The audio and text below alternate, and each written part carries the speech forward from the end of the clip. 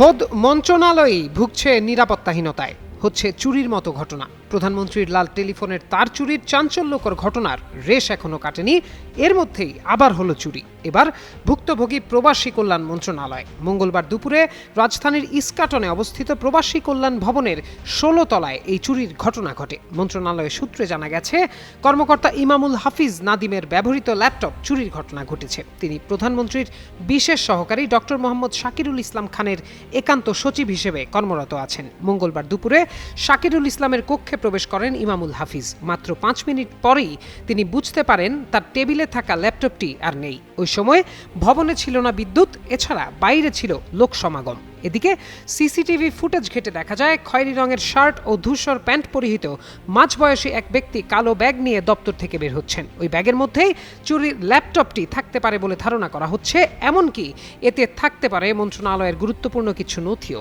এ বিষয়ে প্রবাসী কল্যাণ ভবনের নিরাপত্তা ইনচার্জ পিসি আশরাফুল আলম গণমাধ্যমকে বলেন, ঘটনার পরপরই উপস্থিত সবার ব্যাগ তল্লাশি করা হয়েছে।